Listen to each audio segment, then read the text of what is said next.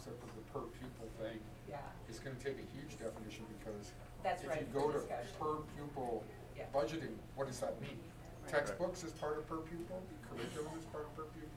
Well, So you roll in the it gets whole huge. ESOP thing and move that it looks like the whole KPI is gonna be requiring building level spending. For some funding, for some grants. Well, you're gonna be reporting accountability.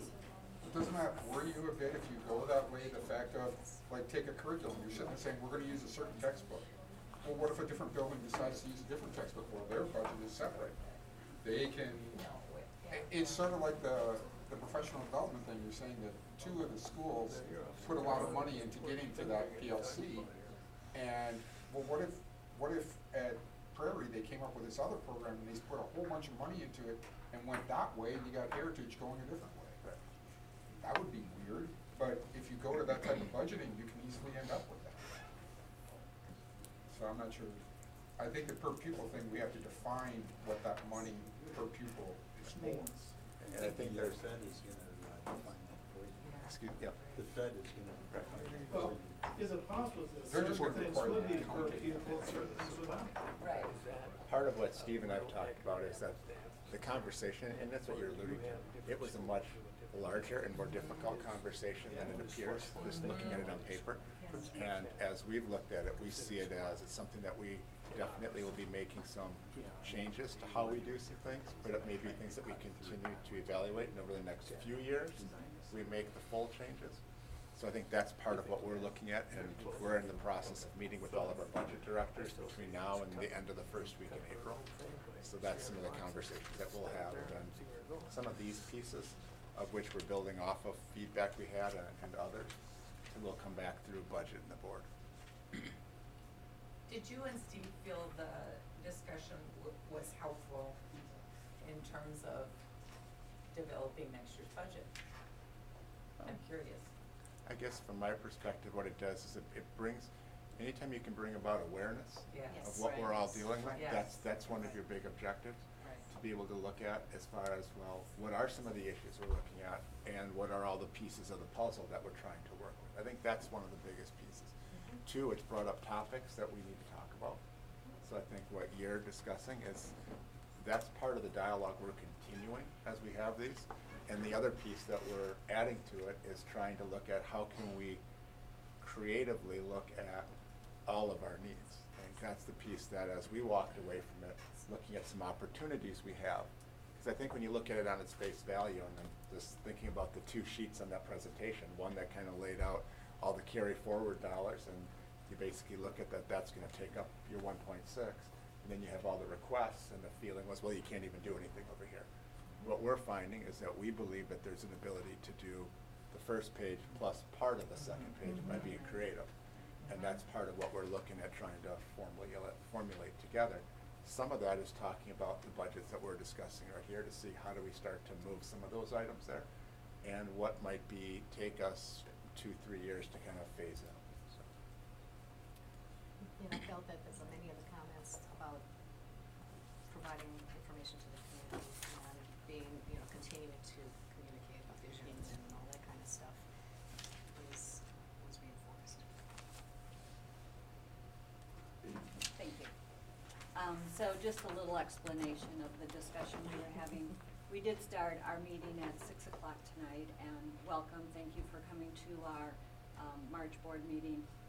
Between our closed session and our open session, we use that time just for kind of board governance and discussion of items that, in this case, we were discussing a budget meeting that we had about 2 weeks ago. So we just used the time in between our 2 sessions for those kind of discussions.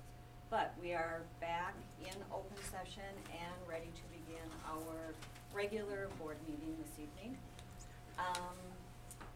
Starting with approval of our minutes from our February meeting. Move approval of the 2 sets of minutes as submitted. Second. Second by Gary. Any discussion on those minutes? All in favor? Aye. Why don't we just wait a minute?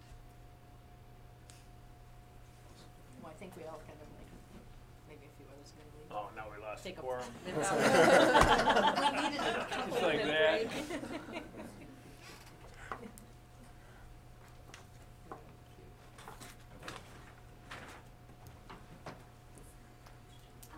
I didn't get any sheets, so I just wondered if everybody's We're gonna knock it down.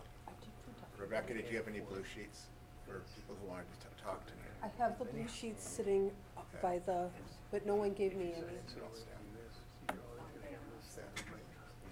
Do you want me to ask? I recognize We should have left that. If you wanna do anything up here, you got less than a year. They're already gonna be at 5%.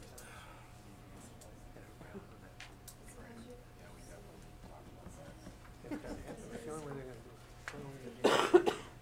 So you could put all the points in, and then you could hire somebody to do it. Right?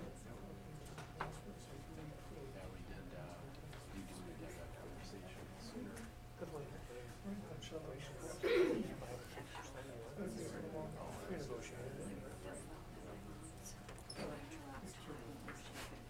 I don't know of any other way to do it. Sorry for flying into that meeting. That's okay. What, did we now just take 5 minutes off? Yeah, we did. We took 5. After I ran so hard. It's all good, it's all good. All right, we're all back. So, there are a few changes in the agenda. We need to pull the developmental guidance because of an illness this evening. And we need to add to our consent agenda, I think at your table you have a DECA trip, and I believe everybody has it at their table. That needs to be added to the consent agenda. And other than that, we're good. That's it. So I need approval of the agenda with those additions and deletions. Move approval of the agenda with the additions as stated. Second. Second, any other comments on that? All in favor? Aye. Public listening session. At each meeting, we invite the public to comment on any agenda item. And 4 times a year, you may attend our meetings and comment on any items that you feel pertinent to the school board. Tonight is one of those times. Is there anybody in the audience that wishes to speak? If not, please know for the recording and for the public that these opportunities are available. Next, we have administrative reports beginning with our students. And their notes are in front of you. That's Oh, nice. Perfect, thank you. There's a photo included this month. And a Courtesy of Liz. picture. So this month we're doing a couple repeats to kind of update you guys on some of what the clubs have been doing more recently. So as you've probably heard, we've talked about ATI, Above the Influence, before. They will be getting involved outside of the high school in the upcoming months. They're planning to go to the intermediate school on April 6th and spend a day with the intermediate schoolers. They'll be spending the Friday morning assembly giving speeches. I get to give one of those speeches, so I'm pretty excited. And we'll just be giving speeches about challenges that we've overcome, specifically pertaining to 5th and 6th grade. So talking about some of the struggles we might have gone through and how we overcame them and how we've kind of grown from those experiences as well. We'll be spending then the second half of that part of the day, splitting into 5th grade in the first half and 6th grade in the second half of the day. And from there, we'll be working with them, talking about what our mission statement is, kind of getting to know the kids, and just filtering questions they have, maybe about high school, about the club itself, and just getting to know a lot of the kids there. Next is the new club, the equestrian team. So I talked to Regan Maxon, who is a member of the team. And so basically what they do is they ride their horses and each other's and present skills with them at shows. So they have one show every year, which is in October. And the rest of the years includes clinics and meetings. And at the clinics, they get to practice with their horses on skills they've learned from their coaches.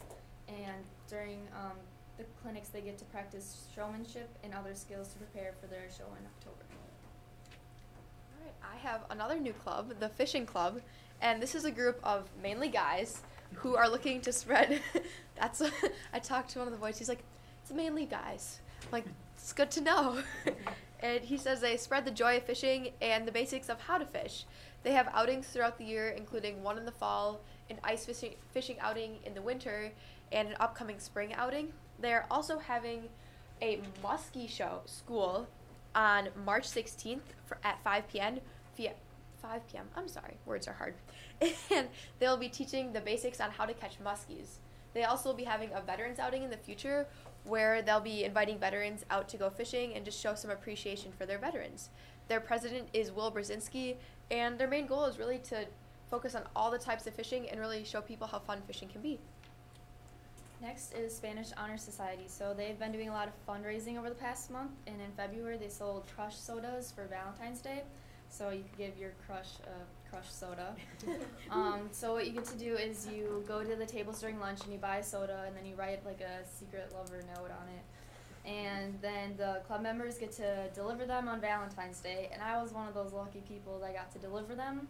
And one kid had his friends and himself send him 10 cases of soda. So that is the picture at the bottom. He brought a duffel bag to school, and we put 10 cases of soda in the duffel bag.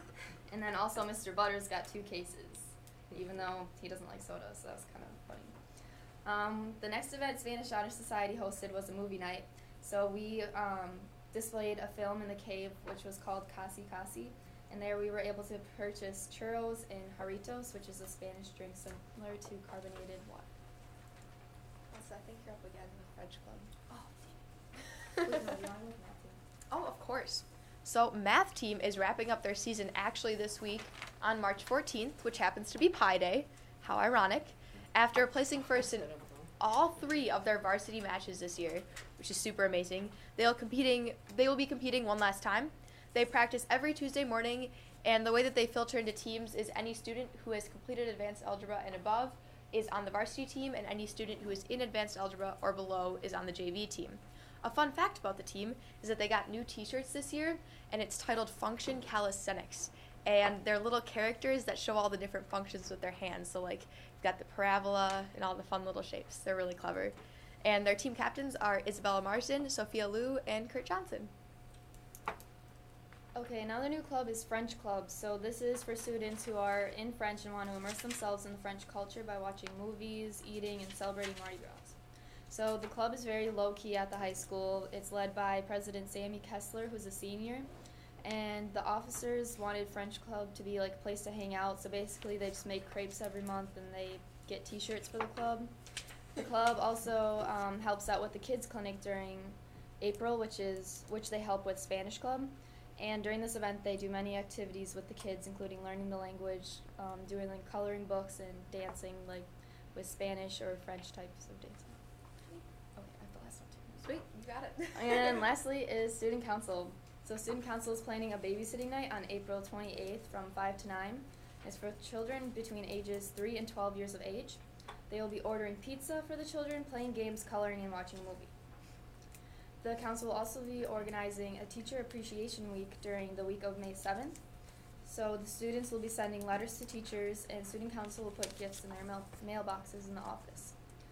Another event coming up is Administrative Assistant Day, and this is a day where the people from the office, guidance, and custodial, they come during lunch where Student Council provides them with pizza.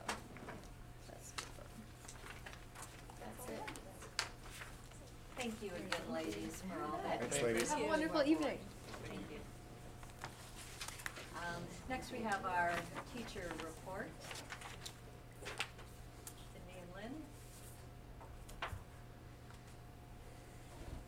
We're on different sides this time. A little update on the partnership with WNC. I don't remember, we couldn't remember if we told you or not that our project is a shed. We had reached out to WNC and had asked for what their needs were this time. And they don't have any place to put all their outdoor equipment, and so the WTA has spearheaded sort of a drive to create them a shed with our manpower, and we just started working on a fundraiser for that as well. So that's one of our big projects that we're leading off with. I'm sorry, I was gonna go first. Yeah, I know. So, yeah. So I have 3 things to bring up. One is an appreciation to Stu Summers, our first meeting of the, I don't know what the official name is, Student Financial Assistance Committee, is that the name of it? Was tonight. It was really positive and something we as teachers have been looking forward to for many years, of trying to figure out what to do with some of our students that are having some financial needs, not just in the lunch program, but other things. So we appreciate you starting that up, Steve. I really appreciate it because it's happening before I leave, because that's been one of my passions, so that's a big deal for me. And it's happening before one of our really vocal, amazing seniors leaves also, and he was on at the meeting tonight, so I just really appreciated that. The second one, it is conference week. I'm sure you're aware of that, and so I just wanted to do a shout out to all the teachers working really hard this week, parents coming in to see how their kids are doing, and our PTOs, especially I don't know if all schools do it, but the elementary and intermediate school PTOs feed us, and we always love food, so that's an awesome thing. The last thing that I'm going to talk about is our teachers' stance on the March 14th walkout. So, as a district, we've taken kind of a neutral ground on that. As a teachers association, we are very supportive of that effort and encourage our students to have voices. And we really felt like this was a good learning opportunity for kids that we may have missed because we didn't get out ahead of it. And so I brought along, for your reading pleasure, some of the correspondence that I've gotten that other schools have sent out about how they are leading discussions, really talking about how to have conversations when you don't agree with each other, how to be respectful. So they've used it as a real learning opportunity. And I think some of those things are happening at the high school. But I just wanted you to know that as a teacher group, we are going to be wearing orange to support them on Wednesday. And we will be telling them how proud we are of them for using their voice. You know, we won't get into specifics, but just that we're proud of them for using their voices. I just hope we find this as a teachable moment for us too, that we can learn from this and get out ahead of it and just look and see what we value and what we want our kids to leave with. And I think we just need to look at that as a district, and that we value that they have opinions, that they know how to have respectful, peaceful ways to voice their opinions. So that's it. Thank you very much. Next, we have any board members who would like to report on functions they might have attended or meetings they may have attended they'd like to share. Anything tonight? If not, do you want to talk about the evaluation schedule now, Cindy? I was going to have Rebecca, because this went through and was looking at what she has, so I was just going to let her give a quick update and kind of what her approach is over the next day or so. The school perceptions, all 7 I have 7 entries in school perceptions, so yay.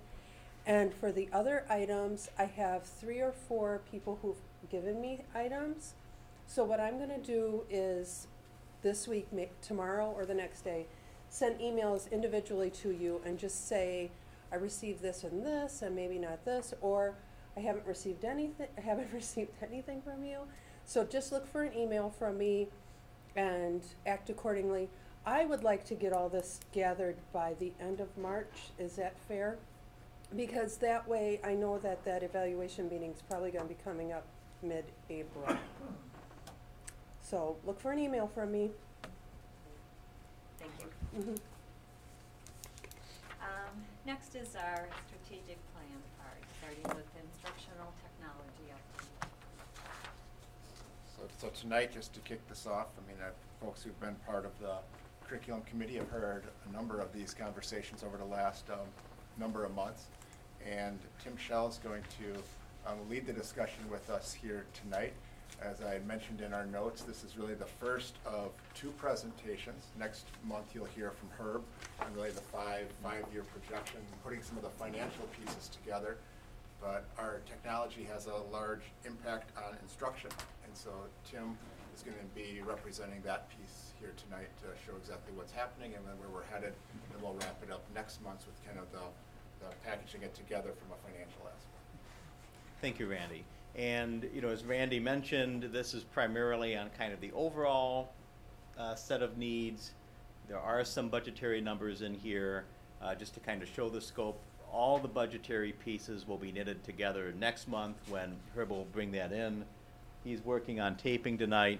If you ask me any super detailed questions on the numbers, I may have to phone a friend though, and we'll get Herb up here. But the first thing that I want to say is, Herb and our library media technology staff, tech integrators, Amy, and also the principals have been, working diligently on many aspects of this, actually going back more than a year.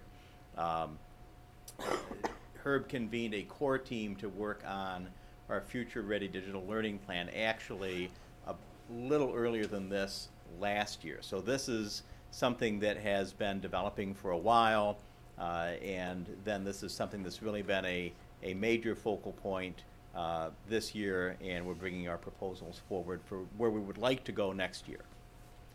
So we're going to go over the big picture. We're going to talk about what this looks like at each of our major levels, and then anticipate towards some instructional goals for the next 2 years. Again, to kind of put this in perspective, this is a big topic. It touches on many aspects of our operations and many aspects of our strategic planning framework.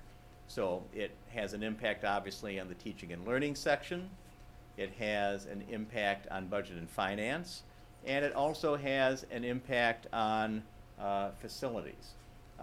But in particular, I want to call your attention tonight to the instructional component, which is part of the STEAM strategic planning tile, and again, the T in STEAM is technology. So, digital learning plan, this has been an ongoing element, as I was referring to earlier, for a while under this planning area. A needs assessment has been conducted, and we learned a few things through that process. The first is, as I think we expected, but it confirmed it, we have growing demands for convenient access for technology during the instructional process. And one revelation that came to us as we worked through this needs assessment is that our cart-based assignment model, which we've used, we feel with a fair amount of success for several years as we've grown into mobile learning, it becomes inefficient as instructional needs approach the 1-to-1 ratio and can actually become a drag on instruction and innovation. This became apparent to us in a lot of the feedback from the high school aspect of the needs assessment, and actually even a little bit for the intermediate and middle school levels of the need assessment, where we had fairly healthy levels of technology, and there wasn't really a feedback that we were all the way there. So one thing we recognized, and we'd heard this in other forums as well, that we do have inequity in access to technology.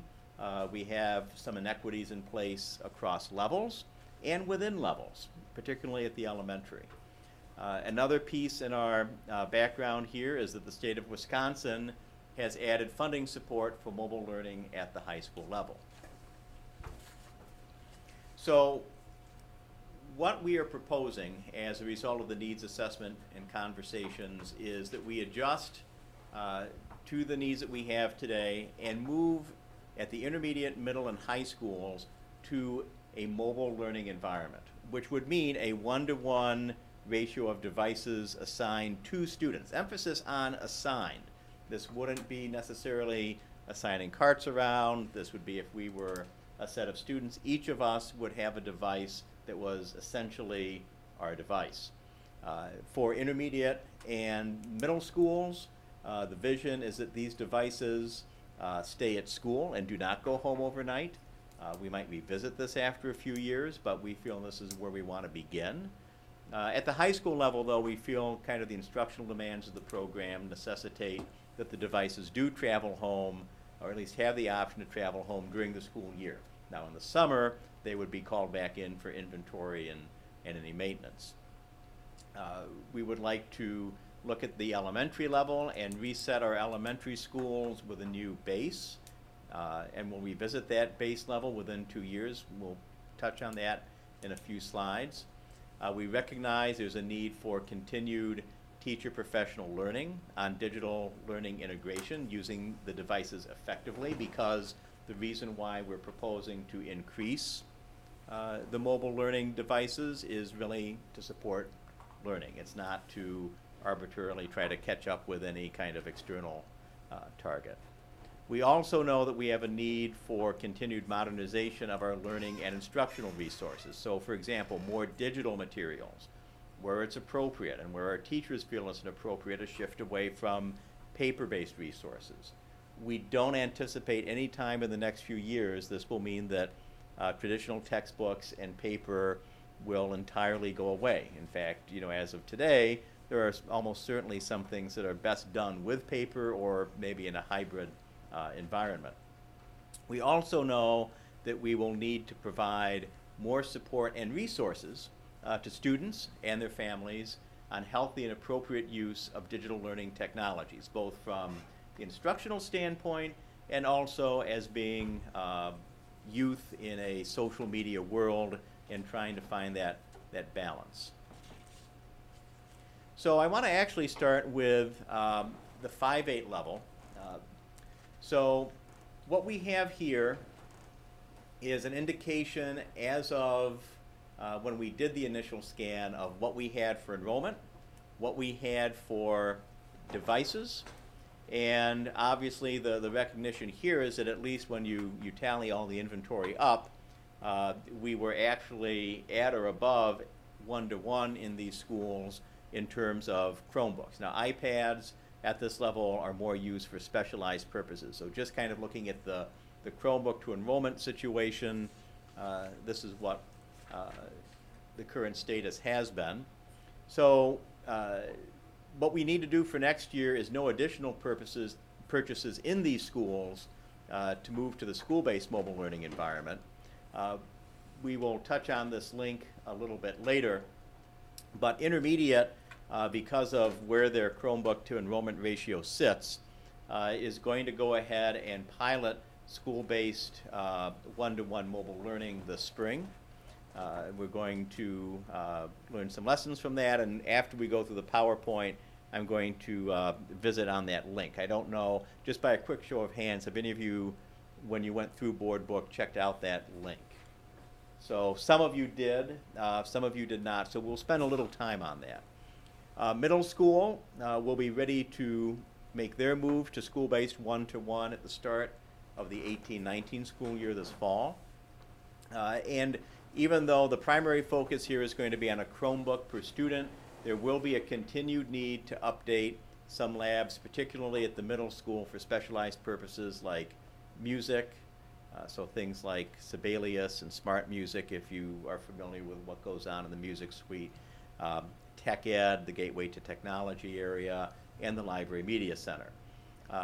By the end of next year, so looking ahead to 1920, we would need to look at the end of that 1,200 unit lease that we brought in a few years ago and look at a replacement cost on the lease or some other mechanism. But for next year, we don't really see any significant needs to add technology to this level. Is that a hand mark? Yeah, Tim, the one question I had on this was that, that's cross schools, right, the 1,200, or is that located in one spot? So that touches on multiple schools. I would say the majority of the 1,200 are at this level, but not entirely. Okay. So as we look ahead to the 9th grade, the recommendation is also to move to a mobile learning 1-to-1 environment for 2018-2019. And you know, this is a level where we really had a mix of technologies. Our feedback as we went through needs assessment from teachers is a lot of time is spent scheduling and moving carts around the school. It creates a lot of overhead that assigning a device on a one-to-one basis to students would take away. So that's why we're recommending the one-to-one mobile learning. Something that will help support, at least financially, our move into this is that the state has a program now to reimburse school districts up to $125 per unit on a 50% matching basis. So if you buy a $200 Chromebook, the state will reimburse the district $100. If you buy $250 per unit Chromebooks, the state will reimburse up to $125. If you were to buy a $300 Chromebook, which is a very high-end Chromebook, the state reimbursement is going to be capped at $125, and the district contribution would be $175. We envision that there would be a need to, in addition to purchasing for next year's 9th grade class, we would need to go in and make some purchases for some of the upper classes. But after that first year, the ongoing replenishment cycle, because we expect 4 years of life out of these devices, the ongoing replenishment cycle for the high school would be that 9th grade purchase every year. This would allow us to go ahead and eliminate the general purpose labs at the high school. We wouldn't need those. These are labs that would be primarily used for English classes and writing. We would still need, as in the middle school, to keep some labs for specialized purposes, whether it's the graphics lab, tech ed, music, things like that. But a lot of labs would go away. This would also allow us not only to reduce our replacement costs for desktops. Over time, we would be able to look at rooms that were kind of assigned to computer labs and kind of reformulate those back into standard purpose classrooms. We don't envision making those room fitting changes for 18-19, but that's something we could potentially look to do, at least in some cases, as early as the 2019-2020 school year. Jack? Question, if you need to print something out on this, are you just going to have printers around the building, or it's wireless? I would assume? It's wireless. We do this today. So if you have a Chromebook in the district, there is something called cloud printing. And that means that your documents from the Chromebook go through the internet, and then they come down onto printers actually on the district network. So the printers are plugged into the wall, almost without exception, but the client is communicating wirelessly. So yes, it'd all be through that printing model, and really all of the Chromebooks we have today are operating on that basis. Do we have a printer in every classroom then? Or, No, we do not. We have printing in different areas of the building. We never have had printers in every classroom, and about a decade ago we began a concerted effort to kind of go to fewer, more efficient, higher capacity multi-functions in the buildings to reduce our costs. And quite frankly, the model here is that while there's sometimes you're still going to need to print out paper, if the student and the teacher have a lot of background on Google Docs and learning management systems and things like that, a lot of the revision and feedback and grading processes can all happen electronically. I'm not going to say that's going to happen in every instance, but the need for paper for revisions is much reduced than what it would have been a few years ago. Mark? Do you have the difference in 10th grade and 9th grade Chromebook price? I'm confused. Is it a lesser Chromebook? Yes. And the rationale here is that with the 9th grade Chromebooks, we need to get 4 years out of those. And so they're a little stronger case. They have a little stronger hinging. Their hinges go further.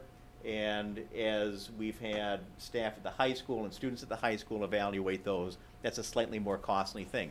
We feel like for the upper classes that are going to need a purchase to bridge, we don't need quite as robust. I mean, these are good Chromebooks, but not as robust, because if they don't all go to 4 years, it's not the end of the world. So these go to carts still, pretty much, probably, for the 10th grade?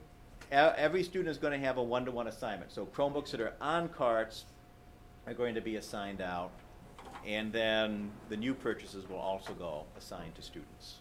Julie? So could you talk a little I'm going to anticipate that there probably would be some parents that would say, but I want my kid to have the $250 one, how about if I pay the difference? Do we have any plans to address those kinds of things, or what about, why are you even ordering my kid a Chromebook? They already have their own computer, can't they just use that? Mhm. How are we going to address that? Yeah. So I Or think. what's the rationale for doing it this way? Okay, so the first thing I would say is, appreciate the parent sentiment to maybe upgrade the Chromebook, but, our feeling is it's really not necessary, and, at our end, keeping track of what parent did that and processing all of that is not something we feel we really want to get into as part of the implementation process. Now, it's a very good question. I mean, off and on over the years, we've talked about the BYOD, bring your own device model. So, here are, we have a pretty strong recommendation, don't do that. And I could probably talk here for 15 minutes on why to do it, and then Herb could probably talk for another 15 to 30 minutes. Just a quick. But I'm not going to do that. So here's just a few quick ones. So, the first thing is, one thing we need to do with these is deploy software. And it's a lot easier to deploy common software and put them on the management console when they're district property. So that's number one. A subset of number one is, whether we love it or don't love it, we have an awful lot of state online assessment these days.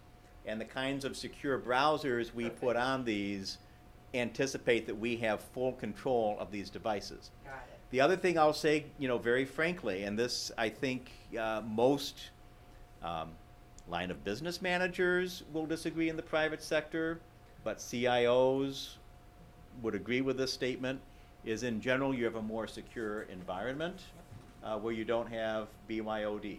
Perfect. I was in a conversation with a state CIO a few months ago. They had some virus infections in a few agencies, and the vector in each case was a personal laptop that was brought in. So we want to be able to maintain a secure setting. Those are the big three. What is the $30 fee? The $30 fee. Help me out where I am on this. Well, you got $250 for the Chromebook. Yes. There's a I'm guessing $30 software fee. licensing. Yeah, that's so that would be miscellaneous fees. For example, I mentioned the management software. Oh. There's So it's antivirus. licensing on the school district. Yeah, exactly. Licensing on our part. Technology planning for the elementary level. And you've heard this in listening sessions. We've heard this administratively. We have some differences in how much technology per student is at each school. So one thing we did this fall and early winter is we set up a base level of technology, which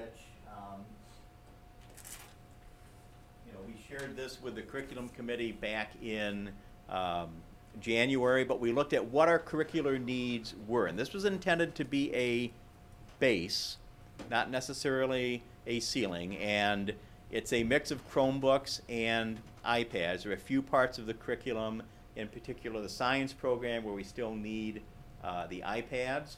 And the key thing is we identified how many you needed per Phi-Ed station, math interventionist, third grade classroom, kindergarten classroom, and then scaled it up across all of our schools. So we had a common formula to identify this. Now, one of our schools, leaving aside aging of equipment, which we can't leave aside, this year would be above the base. Our other two elementary schools, as of this year, are below the base. So our focus next year is going to be on getting the two schools that are below the base up to the base, and making sure that we address replacement cycle needs with the elementary school that is currently above base, so they don't fall below base. The other thing that we intend to do is over the next 2 years or so, if you know our elementary schools, we have 2 fixed computer labs at each school. We feel we can eliminate at least one of those. And if you've heard about maker spaces over time, we see the lab space will be vacating with desktops to become a makerspace location. Now, this base level is something that is for 18-19. In the 19-20 school year, we'll see how that went, and in particular, 3rd and 4th grade, do we need to adjust that. And so this kind of gets into the current numbers and what the one-year purchase plan would be. I don't want to kind of get into how this fits into the overall 5-year technology budget forecast, because that's Herb's piece to share with you next month. So just some of our goals for the next 2 years. I think coming out of spring break. Started last week. Okay. So the intermediate school, and Cindy has been instrumental in helping coordinate this.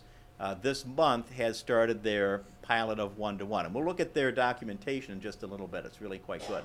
The second phase will be at the middle school and high schools in the fall. We'll continue our future ready process and look at, where digital materials are most appropriate for our program. We're going to increase access at Heritage and Prairie next year. And we'll be looking at the overall 5-year technology plan, including the elementary base level in the 1920 school year. So that's what you can expect over the next 2 years. I have this for questions, but actually I'm going to flip back so I can walk you through a little bit about kind of our pilot school here, which is the intermediate school. Thank you very much, Rebecca. So this is a page that the intermediate school has prepared, and it is the spinning wheel. If in the I meantime, can comment, yes. when I looked at that intermediate plan, wow, kudos to, Cindy and your team, I'm sure. And Got 2 intermediate teachers right here. Could you okay. stand up? On behalf of your work and your college. No, I Excellent. tell you, when I looked at that, it's an incredible model, and wow, I think that, thank you. Way to go. And a lot of the, the drop downs and the information for parents and all this kind of, wonderful. Yes. Yeah, we're going to try to bring that up separately. But I want to say that the work done by all of our teams at various levels has been exceptional. They each have their own challenges. The high school obviously is having to do a lot of work on testing, stuff that can go home, and updates to policies and procedures. But the intermediate school has really kind of been our first in, and they've done a lot of really great work. So if you go to the intermediate, this would be linked to off the intermediate website. This is publicly available. This kind of sets just kind of your landing on it. If you were to click on the picture to the left, we'd hear a little bit from them. We're not going to do that right now. But if you look at the top, we've got a section on vision and objectives. So if you could mouse over vision and objectives, there we go. So it talks about why we would be doing this, how it will work. It kind of sets out the high-level pieces. And then don't click on it, Rebecca, but if you could mouse over the 4 students and bring down the menu, just so we can see what's there. So we have what are the expectations for the students. We have a digital learner contract, so we know that we're all on the same page with appropriate use. And I do want to kind of bring this down, day in the life of, and if you could click on the bottom link there, the day in the life. And so this is some ideas about how we think this is going to work. And one of the reasons why we went into the intermediate first is the intermediate has the neighborhood organization, and we felt that was a very supportive organizational structure for getting your Chromebook at the end of the day and turning it back in at the end of the day. Middle school is going to have to do something different, so we'll learn a lot of good lessons from the intermediate, and then we'll try to extrapolate those to the way the middle school is organized. So we reference what's happening during class, what's happening during changes, where it goes during related arts or specials if they are not something that really demands that, and then at the end of the day. So, very nice kind of flow of the day. Then if you could mouse over the 4 teachers, for the staff, it talks about who is on the committee and some ideas about how to work with students if there is technology misuse, and this kind of works into our PBIS model. You could slide over to the for families, Rebecca. We have information for families and policies and safety. If you could click on the family information quickly. This is amazing. So, again, you know, in the earlier presentation, I talked about how we're going to have to partner with our families on appropriate use. So we're talking about our idea of appropriate use, how we're going to handle it in the event of some damage to the device, and we're going to make a distinction between routine wear and something that's non-routine. We have links on here that talk about student safety and resources for that, the intermediate team, and again, Cindy, I'm not going to have that many more months to throw kudos your way, so I've got to do it while I can. Did a really nice job bringing together a family page of digital media resources, and just very nicely done.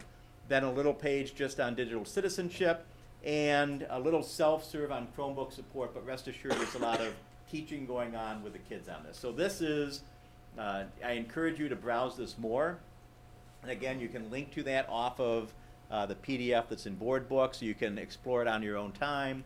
If you have questions, please feel free to reach out to me, to Herb, to any of the intermediate school team, you know, Chris, Tim, Cindy, Sarah Wendorf, and others.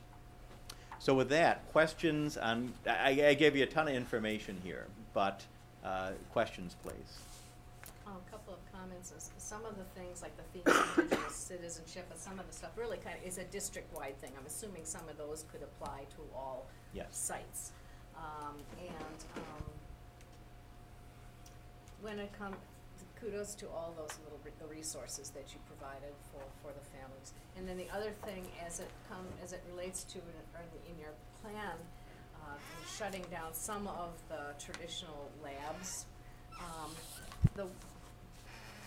Like at the high school, what I observe is like how, say, the music tech lab is used, and there's a lot of collaboration, and there's a lot of sometimes they study all the time. And I would encourage, you know, when the time comes for, you know, either repurposing or whatever, to take a look at how these spaces are used to facilitate collaboration time. And I think, as you said, the intermediate school is uniquely designed to facilitate that kind of stuff.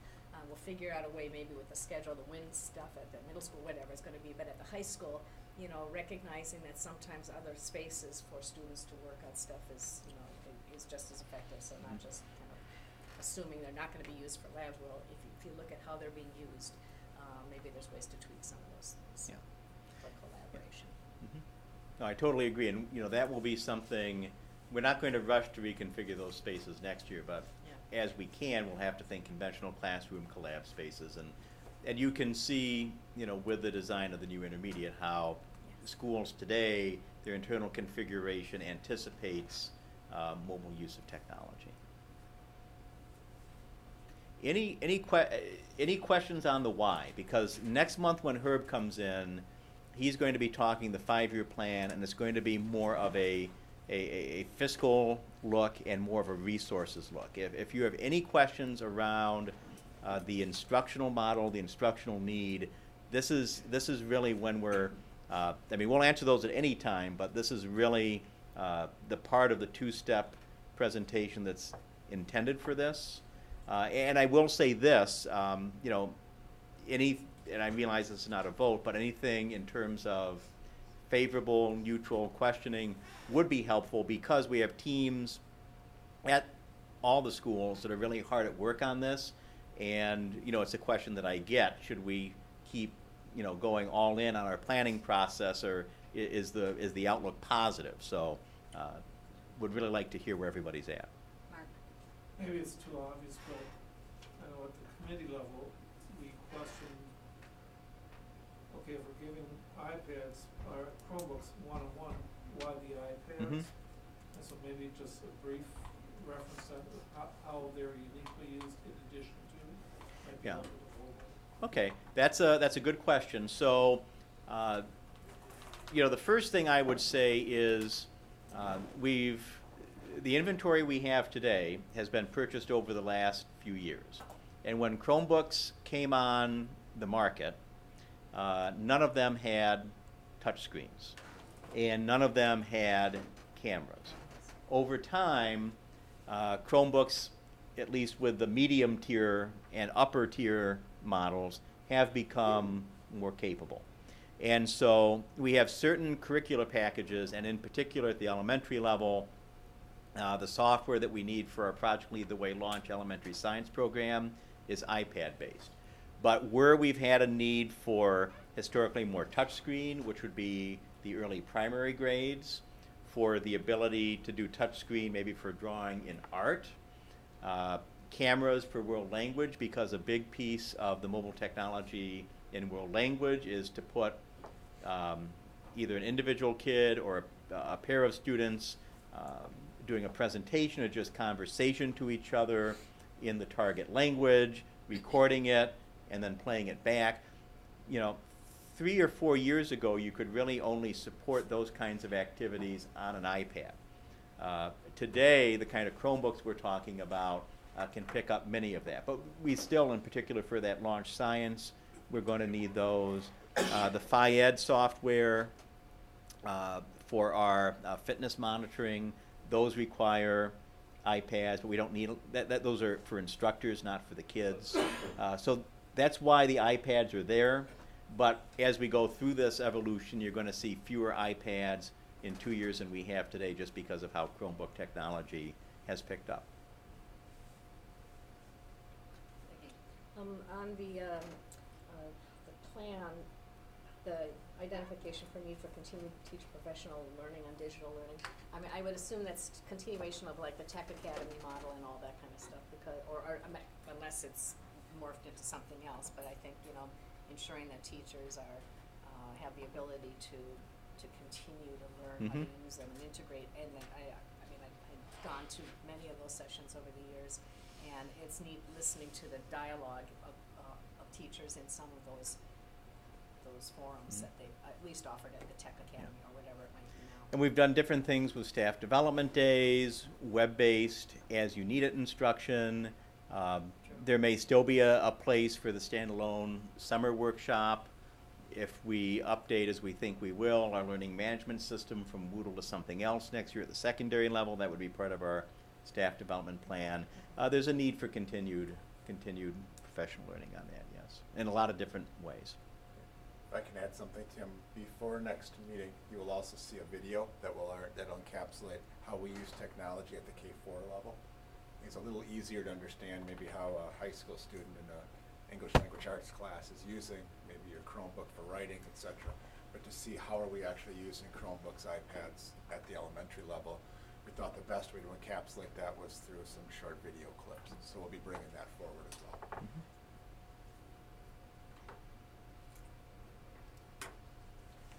Cindy would like to speak. I would love to. There's an important thing to know about the implementation with students. Can I say that? Yes, you may. Not about the plan or anything like that. So last Monday, I got to talk to every single student in the building about we went through every expectation. They signed their contract again. They always sign that at the beginning of the year, but now there were some new parts to it. It was a time to refocus on digital citizenship and digital literacy. It has been an amazing last week. There have not been any problems. We really focused on the responsibility now of having that device. Kids are really taking that to heart, that they are responsible for that. And the part about the digital citizenship, that was huge for us to do that. So I also wanted to say that there were a lot of teachers involved. We put a group together that worked hard for a month because this was a quick turnaround. And so there were teachers involved. We even had our class ambassadors go through everything, put it in student language, they gave us some suggestions. Like, we have in there how to carry it with 2 hands. We're like, but what about on the stairs? We got to hold on to So, you know, there were some suggestions they came up with that were awesome. So I just wanted to give credit to everybody that was a part of that, but also to say it was a great day of just reteaching and really bringing back the focus of why we have the devices, and I just wanted to say that. Thank you. Thank you, Cindy. Gary. I don't know when we went one-to-one or when that became the emphasis, and I'm not saying it's not what you do, but I worry about chasing technology always to catch up, because Mhm. that's a very expensive way of doing that, and Mhm. what we need to use this as a tool to learn. I worry about when we get a thing for co-curricular events and you look at kids and how they sign up, and it looks to me about like fourth graders signed up, and it's high school kids. And there's important other things that we need to teach as far as being able to write, and whether it's cursive and whether it's writing and everything else, and how much we're losing of that, and that's important in your day-to-day life, and that's supposed to be part of our agenda, is making well-rounded people that can do everything. Mhm. So I know where this is important, but it isn't the end all. And then when we get into budget stuff and where we're doing this is expensive. So it'd be interesting to see how this all plays out. I'm not against anything that fits and works, but I think we can overemphasize technology sometimes too, so I worry about that. I think the interesting part we found, Gary, in particular, I'm gonna use the intermediate school as an example, is how we deployed technology. Is we deployed it through carts. So you had 30 carts, 30 Chromebooks in a cart. And they were deployed, I believe, when we opened up the intermediate school, 1 cart for every 2 classrooms. But then we also had carts that were then purchased through departments for like either special ed, music, art, world language. And that was the epiphany we came to here 2 months ago, was saying, all right, we have more Chromebooks in our intermediate school than we have kids. And it was how we deployed it. So we actually were more than 1-to-1 with Chromebooks already. So we've taken 50, 60 Chromebooks in the intermediate school and repurposed them to Prairie. Mhm. So that was part of what came out of this, was we realized that the way we were deploying it and operating from the beginning of the school year was actually less efficient than what's being proposed right now. Because now the kid comes in, grabs their device, and if they're going to world language class, it goes with them, as opposed to having something deployed at the classroom level and then having something else deployed somewhere else. So I think that was a piece that was kind of a learning aspect to us. And then also I think the important piece is looking at how are we changing our use? Now that we're having a device in front of us, do we need those go-to computer labs? And how are we shifting how we're utilizing some of those? So that's kind of the piece that we've had a lot of learning on and a lot of discussion on here just over the last few months. Peggy. I want to echo Gary's statement, because it also reflects the feelings and opinions of many individuals in our communities as well. Being sensitive to, the role of the technology at the expense of some other things that are also important. And whether it's cursive or just writing, being able to read writing, things like that. I mean, I recognize, I think it's important to recognize that as also reflective of a lot of members of our community. And Peggy and Gary, I would add many members of our educational staff too. I mean, we certainly aren't the first district into this. We've kind of waited till we've seen the need. And even in this, now I'll admit it's a pretty robust level of technology at the elementary level, but this is not a recommendation to go. We did not take the 1-to-1 down to elementary at this stage, because we don't feel, given the age of the students and what the curriculum needs, we don't feel we need that yet. And it's possible, especially in the lower grades, that time may be a long, I don't want to kind of say in 3 years, 5 years, when a first grader would have that. So we've tried to make it very based on use. And I agree, you don't want to use technology for the sake of technology. And I think, I'll try to, if you're interested, we can try to get you some of the information that kind of the digital learning committees are going over with the teachers. But a lot of discussion, even back within the last month, as intermediate, for example, has gone into this. A lot of it has been, be very careful when you use a technology in your classroom. Why are you using it? Are you using it to use the technology, or are you using it to advance the learning? Because you're right. I mean, you're also right about the financial piece, and that's why what Herb brings in next month is going to be so important. But just instructionally, you want to use it for the right reasons. So, I mean, we've tried to be very careful in that, and we'll try to continue to be very thoughtful about how we use it, when we use it, and, you know, if we ever look at the elementary level, when we step it up, it's gonna be carefully thought through. Julie? And sharing your concern too in terms of the whole chasing technology, it's interesting to me how now they've kind of determined the lifespan of most of these machines is, gee, bingo, 4 years. Well, how long is high school? 4 years. So, you know, the state is coming up with this program to help support initiating a one-to-one initiative, which may or may not have been on our radar screen at this particular time. But when the state is making those funds available and giving that as a priority across the state, you know peer districts will all be taking advantage of this window of opportunity in order to help us launch and move down this road. You know, it will be interesting to see, and I certainly hope that the state government continues to make that kind of continuing commitment to this kind of priority. It's good news, there's all this focus on it right now. There is an implied extended commitment, so as citizens, we need to hold our legislators responsible to continue with that commitment once we've launched this, or it becomes another one of those kind of unfunded mandate almost. It's like, we led you down this road, now you're on your own. So we hope that's not what's gonna happen, but on the other hand, how do you not want to walk through the door when it's open?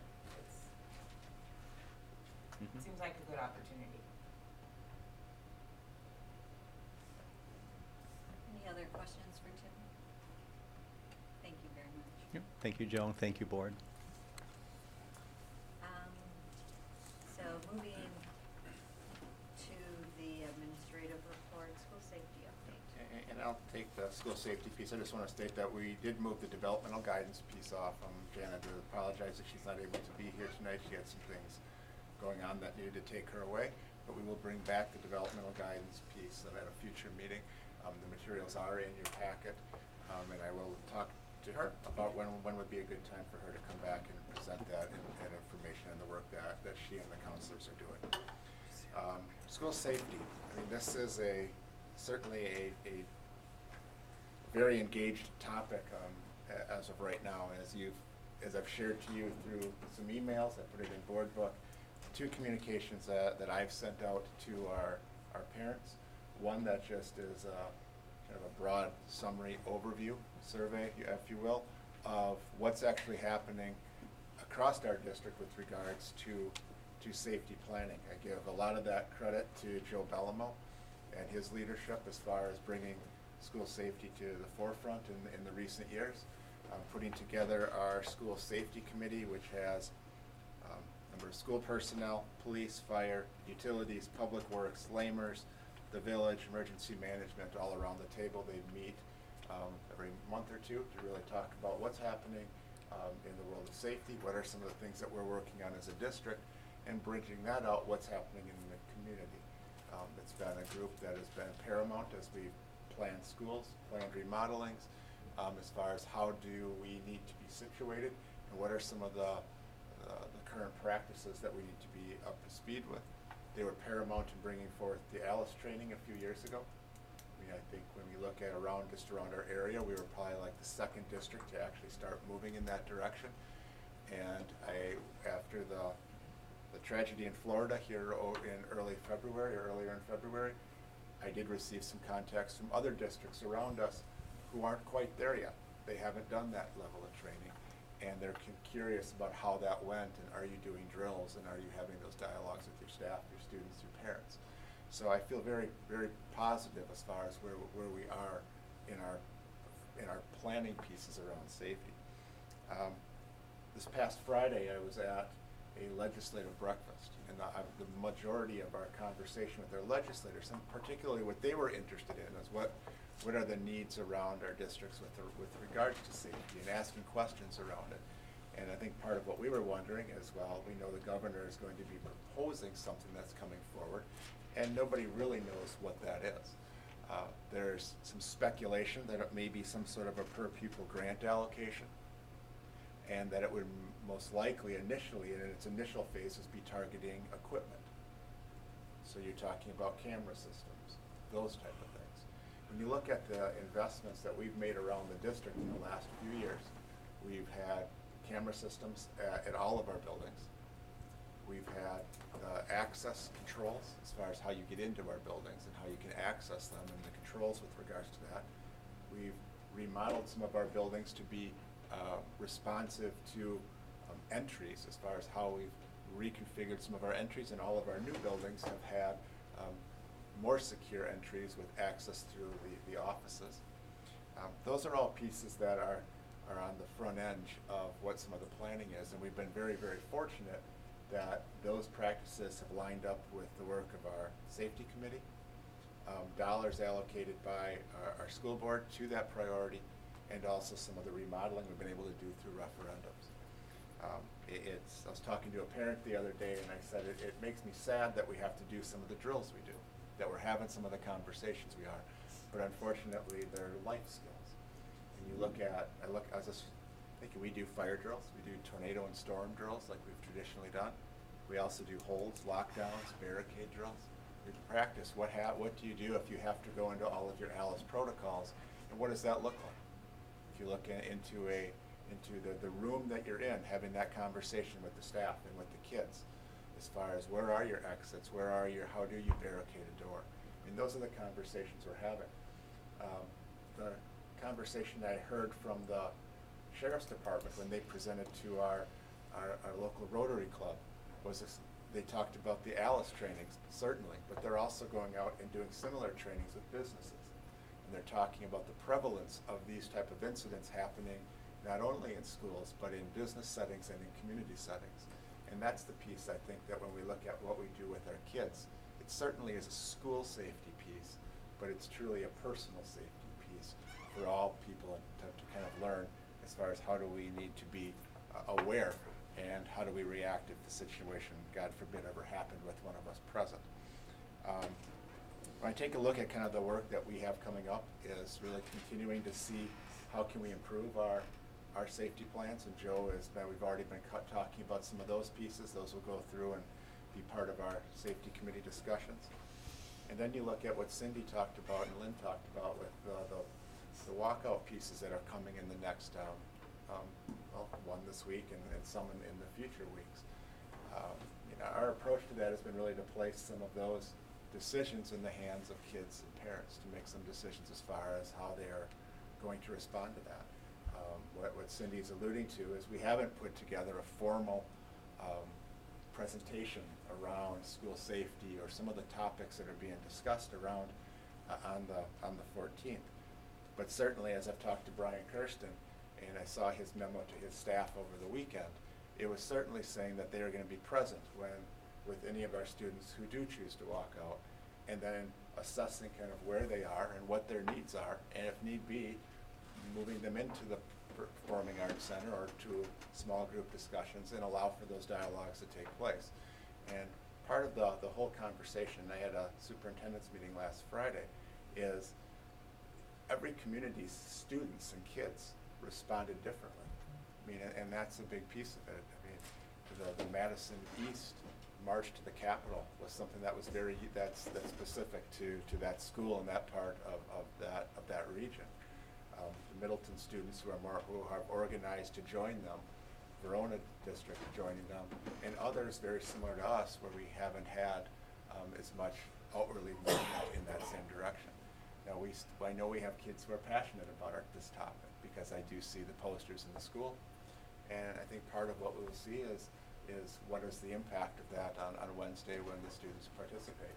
But certainly as a school, and my message has been to not promote it or prevent it. I mean, we basically are in a position that this is something that the kids need a voice. This is an opportunity for them to do that, and then we will try to respond with the student needs that we feel is appropriate at that time. So that's kind of where we are with school safety. I think there's some continuing pieces that will continue to evolve over time. as far as how we can improve things, and particularly as we look at facilities planning. We've already had some of those conversations with the facilities committee.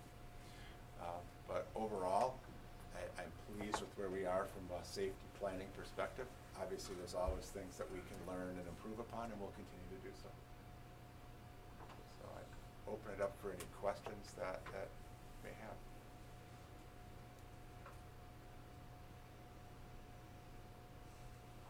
Thank you. Yeah, Mark. Yes, I do. So if kids, when the kids, if however may walk out on the 14th, is our police department or we as a school doing anything in regards to student safety? Yes, I have contacted, and Brian, Kirsten, and I both have contacted the police department, and they will have patrols present during it. Correct. So I know Brian has talked to Officer Schmidt, our school liaison officer, and I had a conversation with Chief Pluck.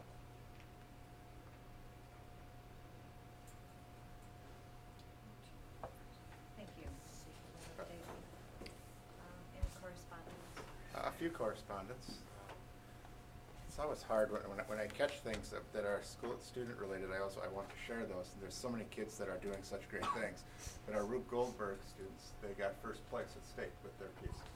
So that was pretty cool. That was a pretty cool announcement to see. I'll just pass it around. You can see the students that were involved with that. And then just over the last month or so, we received a book from kind of a coffee table book from Findorf, and it's signed. This one's to the school board. It's signed by their whole Findorf team, and it's really just a summary of the entire project with pictures. Oh, cool. So it shows. I'd read it to you.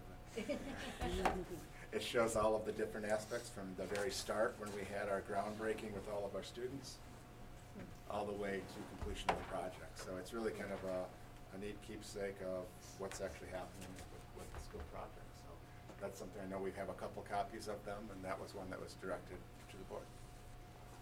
Please. So do we have to approve like a showcase of some sort to hold the book now? There you go. Yes, I mean I think the intermediate school has actually a shelf in their trophy case that has some of the recognitions that the school has received. I'm sure that'll go there as well. These are all different. All right, on to committee reports, starting with budget. Gary, Steve shows. So if you read the minutes of the budget committee, you saw we had a special guest join us, Dave Betcher. Yeah. We're glad to have you at the budget committee meeting. You saw how well run that committee is by Gary Epping, so great to have you join us. For the 4 board members who were there, we spent the majority of the time talking about the budget planning process document, which is attached in board book. I do want to extend an offer to the other 3 board members. I'd be more than happy to sit down with you and go through that document. It took us nearly an hour, like I mentioned.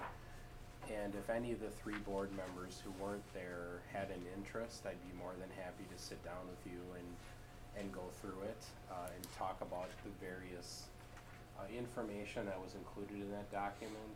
You would be more than happy to do that, so you'd have an opportunity to see what information was included. One of the items that we talked about at the budget committee meeting was our kindergarten class for this fall. The enrollment that we have identified at this point is higher than what we would be expecting for kindergarten for next fall. We've identified 280 kindergarten students at this point. Based on identifying 280 students, administration is recommending adding a 14th section of kindergarten. That additional section would be placed at Heritage Elementary School.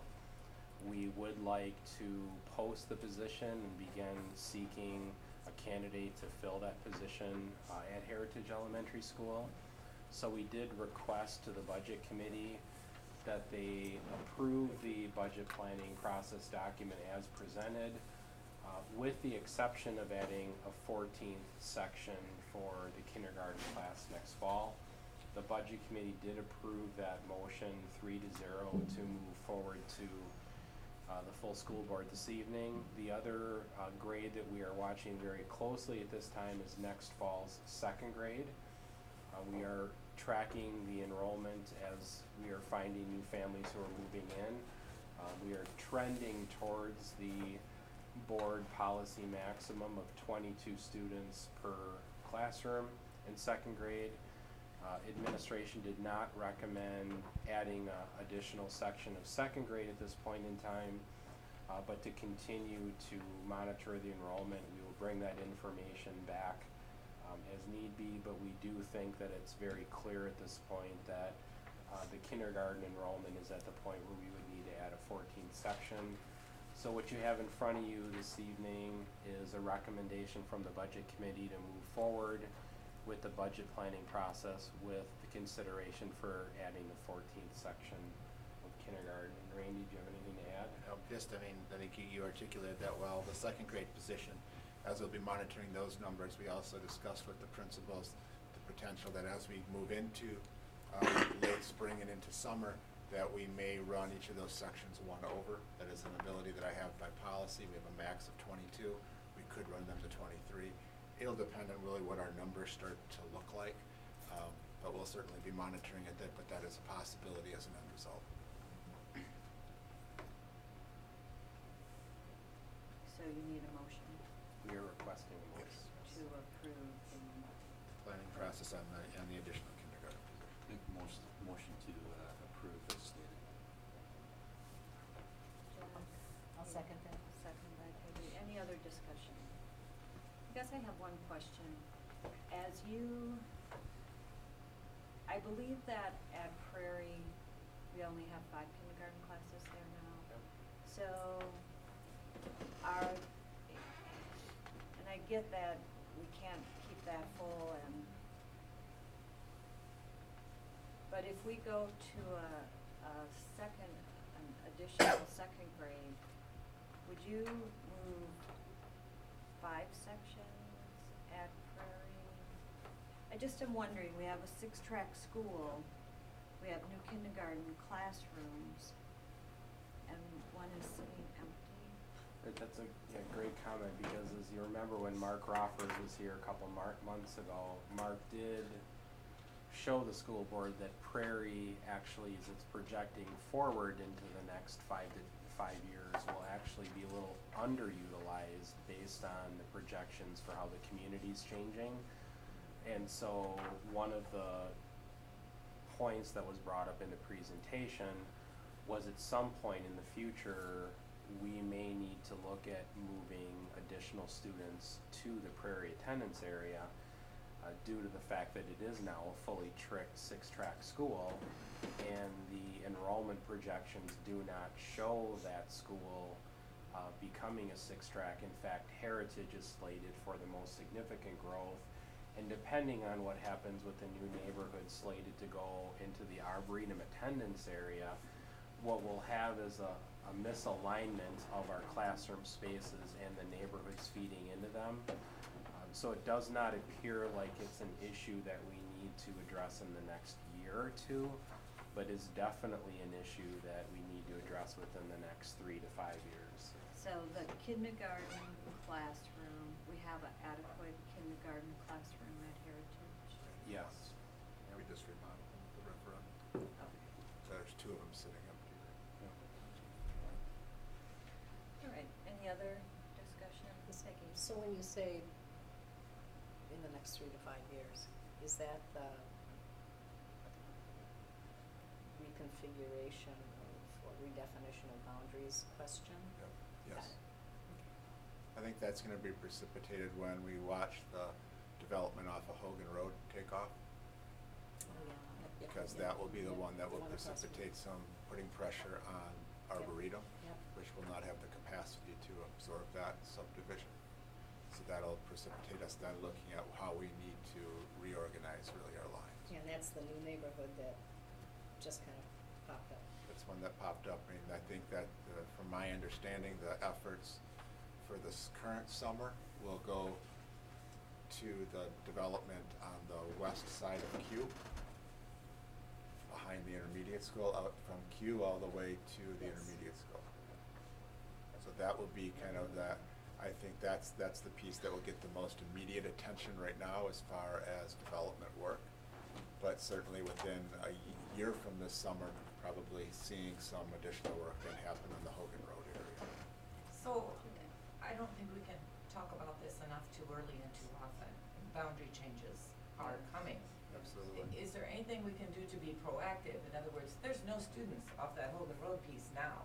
Right. What's the harm in going ahead and moving the boundary before students even move in there? I So would that the agree. word doesn't even get out that, oh, this is Arboretum. Yep. Arboretum is close, you're gonna go here. No, we've already moved the boundary before one house even gets built.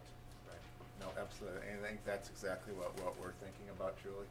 Okay. We just probably had confirmation here in the last few weeks Okay. that focus had changed over towards the other side of Q. Okay. Because our thought was that we were probably going to be dealing with this and we would have to have had a decision sooner than later. So it's given us a little bit of a breathing room, but your point is well taken that we need to start to make some of those decisions before families are impacted, is really what you're talking about. And to, again, reinforce the message to all of our real estate people that with any of our boundaries, we do it based on capacity, and when capacities are full,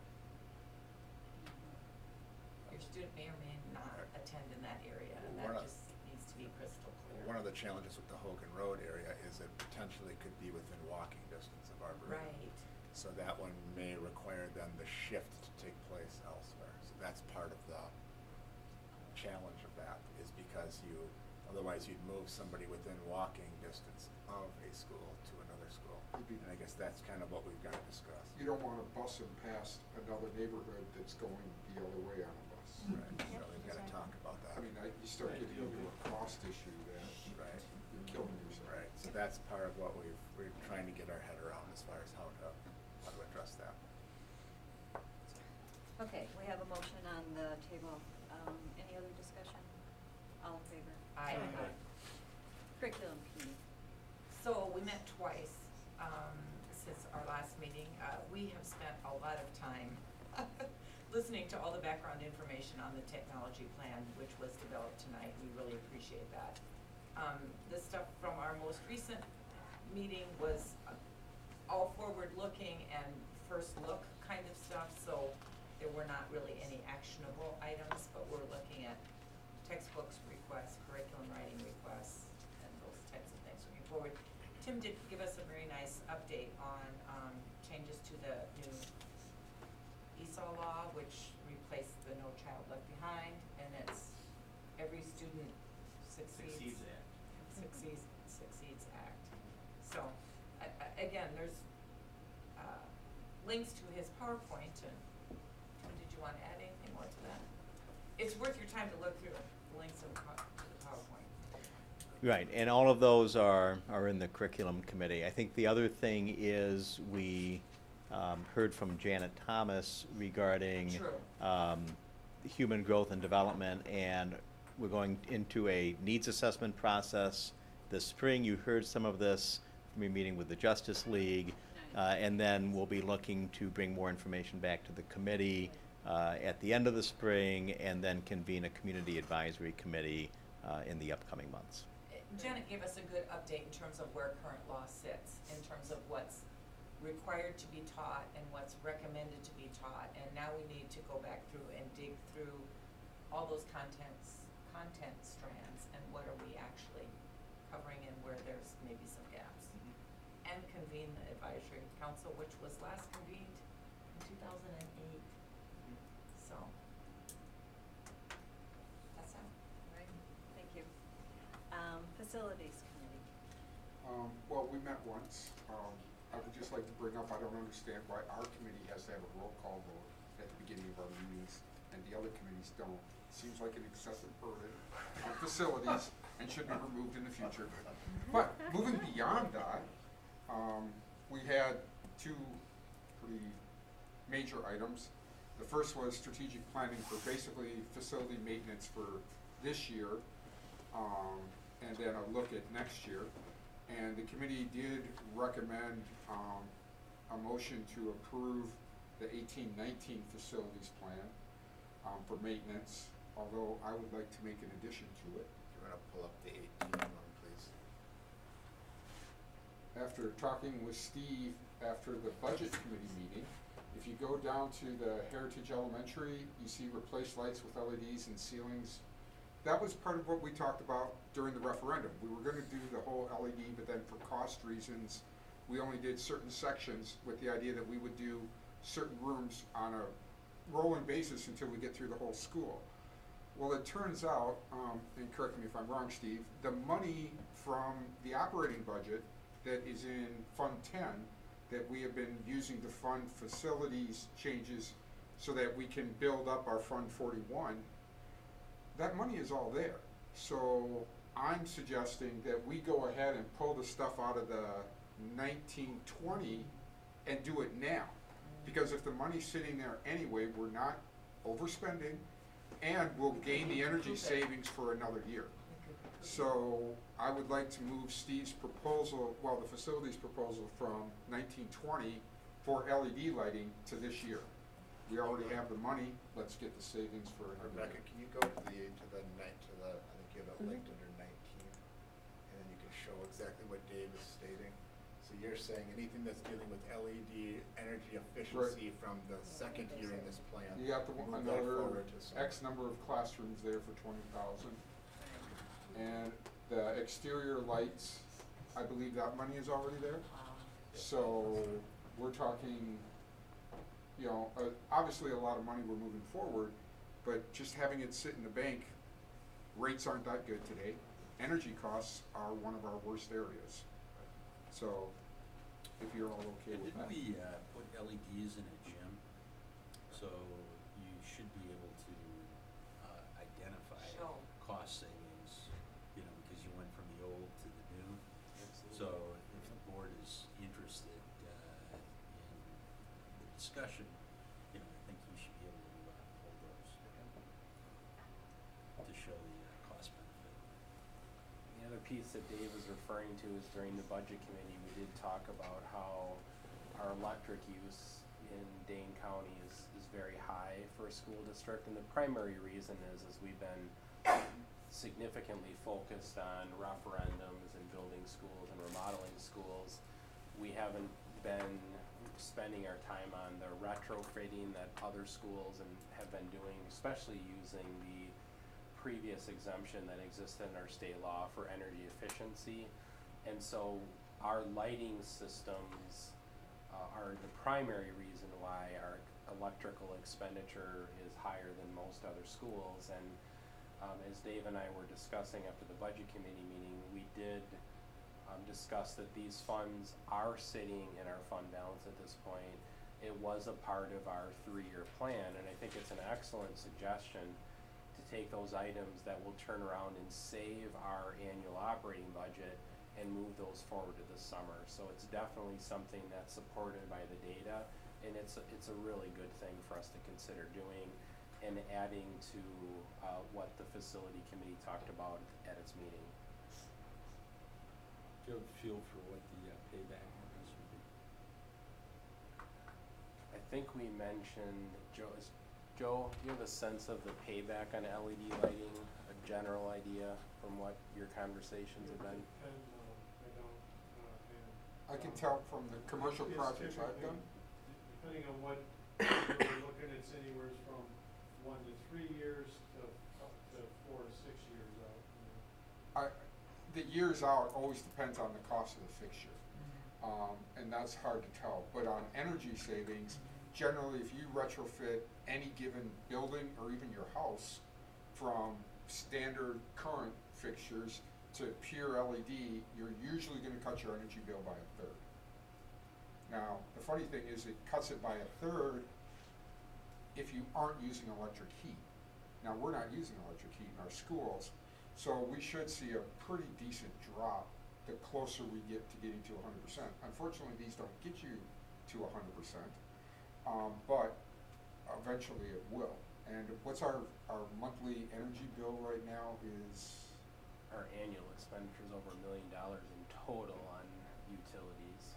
So if you could save $300,000 a year, there's what your cost is. Energy, electricity, and gas? All of it. I would assume gas and But electric, if we're doing gas. I think it's a heat, good it's idea 50-50. that we should move to LED as quickly as possible. We have the money, we should do it. So I would like to make a motion to approve the 18-19 with moving the 19-20 LED projects into this year. The one item that's not, that is listed on the sheet, just for your information, is the radio, so the two-way radio system. And the facility committee we're gonna hold on that until we bring that back at a future meeting with a larger discussion. So you're saying 18, basically everything except the 40 plus the next one, the LED. Correct, so pieces. what we're looking at is this item here, we pulled off. We'll bring that one back with a larger package conversation around two-way radios. All of the rest of the items on this summer of 18, and then for the 19 list, we'll pull all the LED fixed pieces forward to this summer. Of which there were two. So That's you the need motion. a motion for that? Yes, Dave just made it, I'll just I need a clarify. motion. I'll second. Any other discussion? The motion took off the two-way radio? Yes. That's already It's on. obviously committee left. Any other discussion? All in favor? Aye. And then the second one is the baseball facility improvement, of which the diagrams are all in the board book. And this is being 100% funded by the Boosters Club.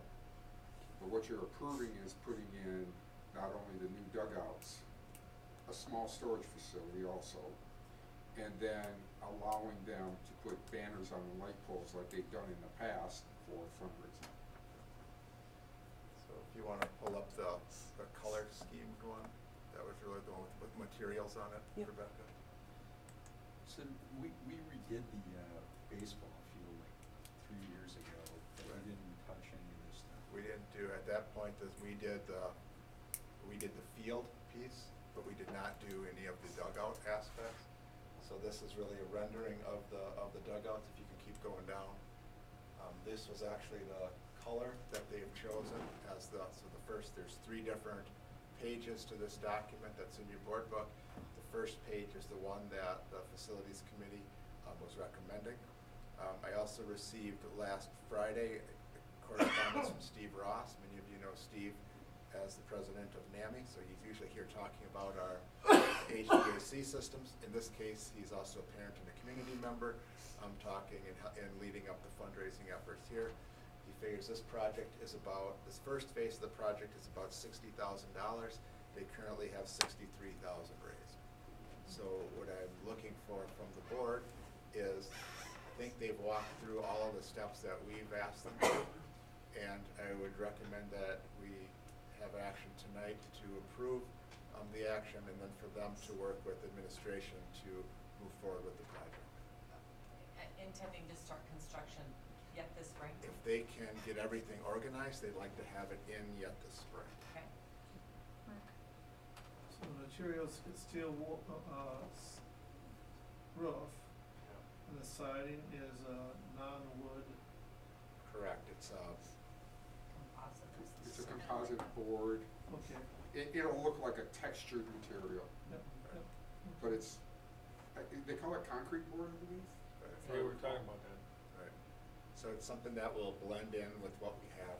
There were some other options, but I thought something that blended in with our environment, what we have there was what we should be looking at, and that's what came before the committee. Do they tear down what's there and just replace this? Correct. I think they're going to raffle off hammer swings at the concrete. Well, that was my suggestion. And the other piece of this project is they're gonna work with Joe is along that sidewalk area, there's some drainage, erosion issues. So as part of our projects, as they're working up there, seeing if we can improve that as well. So, for that. Motion to approve. Motion by Jeff, I second that. second by Julie. Any other discussion? I just appreciate our booster clubs helping us Yes. out in this way. Yes. All in favor? Aye. And you're done. Facility? That's it. HR committee. So, we discussed and approved some changes to the handbook, but you're bringing those back, Connie, next time, or do you want approval on those? The HR committee took a look at some recommended handbook changes. There's no action tonight. Those will come back to you in the summer when you review all the handbook changes for all the employee groups. As well as the substitute pay for next year, that's coming back, and other than that, we just had some great discussion items, so other motions from that committee. Any questions on those minutes? If not, we're down to consent agenda. Make sure we have And, this one. yeah, and make sure that when you make a motion, we do have in there the DECA. At your seat, you have a DECA field trip. Yeah, the DECA trip is for those students who qualified for the national level DECA competition, which will take place towards the end of April. So we can take them all at once, or if anybody I wants to post it. recommend we pull out the staff changes, because I have to recuse myself tomorrow. Yes, thank you, Mark, appreciate that. So, pulling out the, just the Just the administration contracts from the agenda. Any other concerns about the whole package? So I move we approve the consent agenda with the exception of the administrative positions. Okay, I second that. okay, any discussion? That Oh. includes the DECA trip. That Yeah. includes the That's DECA. it. Just to mention, I did think it was interesting, it looked like the early college credit programs, those applications were maybe down.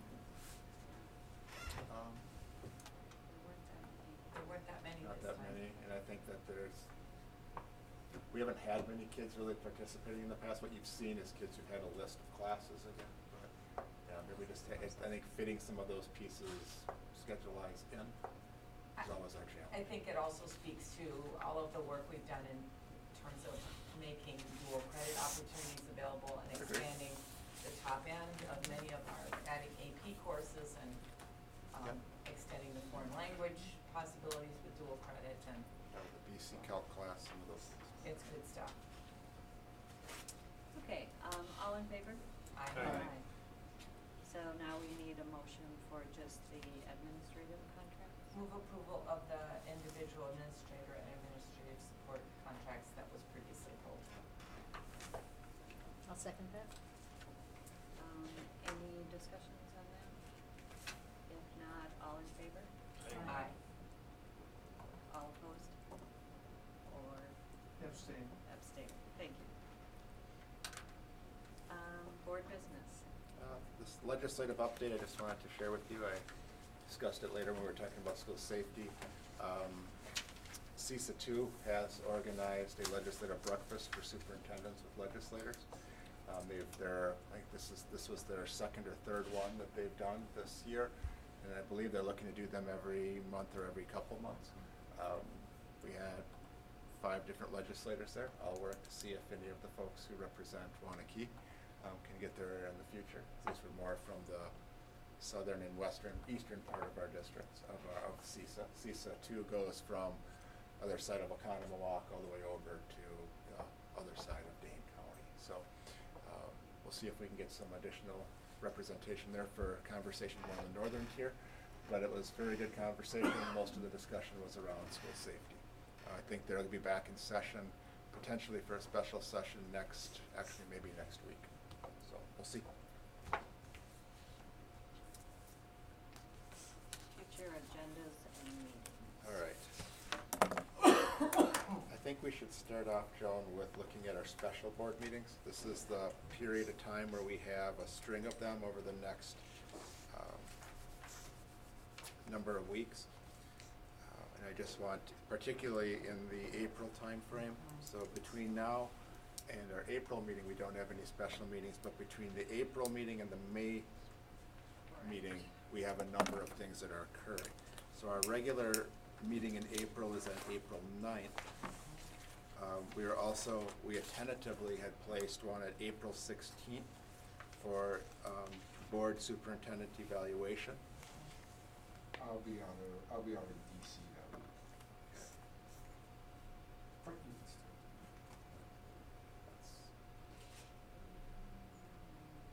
the intent was wanting to do that while Peggy was still seated on the board, was Yeah. that was kind of the intent, just situated in that respect.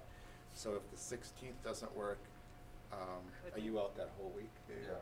So Could then we it do would, it at the end of the previous one? so sometime later in the week, we have a board meeting on April 9th. You're saying, could we do it sometime later in the week of April 9th? Certainly. Like that Wednesday, the 11th, or Wednesdays sometimes good, Sure. or is that, yeah. That's good for Gary. Does that work? I am gonna be, I'll have to say for the rest of March and a good part of April, I'm probably not gonna be back into the Waunakee area until 6:37 because of a job assignment I'm gonna have for about the next month and a half. So I think you're just gonna have to realize odds are I'm not gonna be able to make it. Okay. So, The It'll be at 11th, though, 6 if we o'clock. said for 6:30, oh, if we did it around 6:30, I could probably get there just about at that moment. So if we I did have to come the, back from if we did the 11th and we shot for 6:30, Okay. does that work? Does that work for everybody? Okay. and that's for both of our evals, right? Yes. The evaluations. All right. We then need to have a reorg meeting. We were looking at the 23rd of April. And that's the earliest we can have it. Right. I'll be out of the country. The whole week.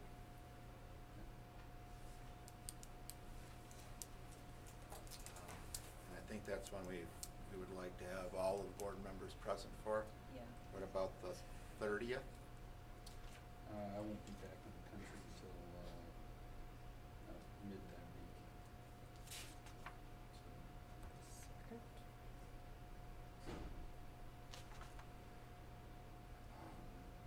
Now, So you're looking So. Is there, with the fact we're doing that curriculum one, if we could do on it, May that's what I was 7th, thinking. why couldn't we do it as part of that meeting? We could. I mean, That was reorg what I thought. doesn't take that long, right? Do we have another one scheduled for the summer? Yeah, we have a spot, we have that, our, Curriculum.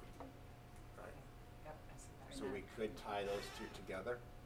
Does everybody, does that work for people?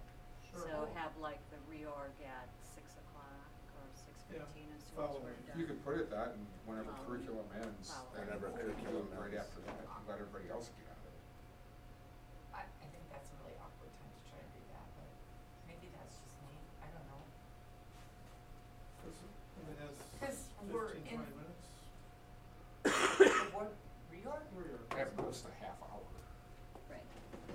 I know that we're down at another building and Yeah, we yeah. just have to relocate. Why do we have to come back here? We don't have to come back here, We but can we have have it to. right there, right? Yeah. Right. Okay, It's really convenient. It's okay. Saves an extra game. Okay, so. So the curriculum is 4 to 6? Yep. It'll just be, it will just put it immediately after the curriculum piece is done. Does that work? Okay.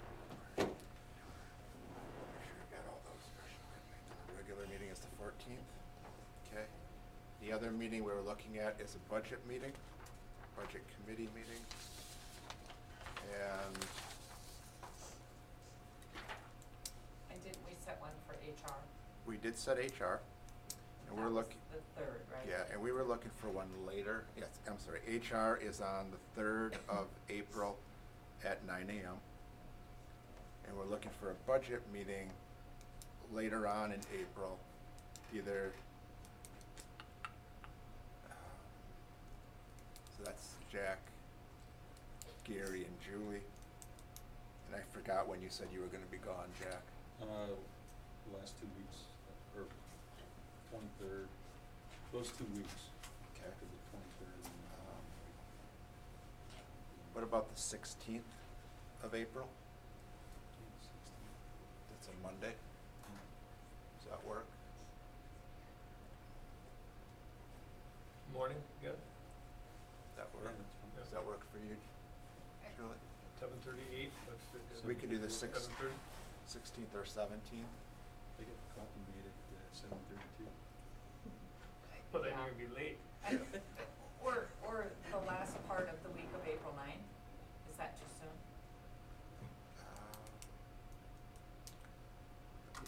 Probably too soon. Okay, Push very it, good. probably push The it up. 16th, what time? 7:30. Great. Okay, I think that's And all. then we have facility, don't we, already have that set? Yeah, but that's gonna be canceled, right?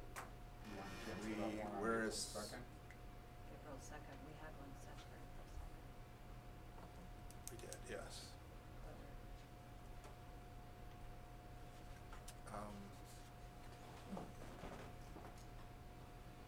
Let's hold off on facilities right now. I think we've got some things that we've gotta kinda work out, and then we'll get that scheduled.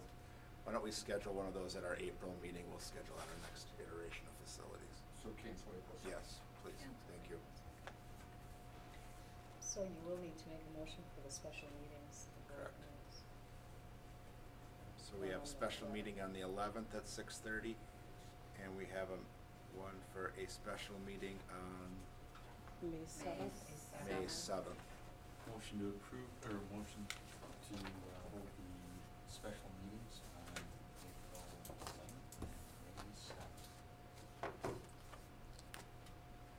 We need a Second. Brent said second, I can do with that. any discussions on those meetings?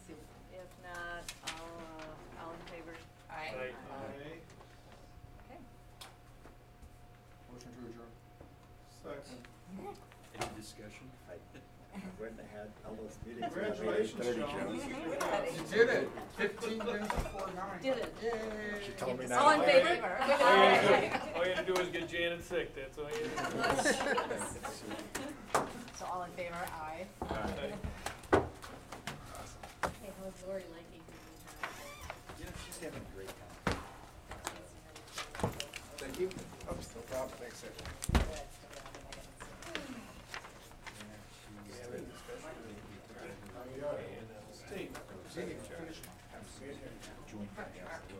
That's a. It's late. Now that I've done a deep dive, Yes. I'm going much deeper into your reports. That's good. And you're using so much of this forecast 5 stuff still. Question I had, you had some info about how we rank in spending per student in Dane County. Has manufacturing commerce come out with their honor roll, where they acknowledge the districts that get the most bang for the buck in Dane County that you're aware of yet? You know, I remember seeing. There's something a couple years back where we were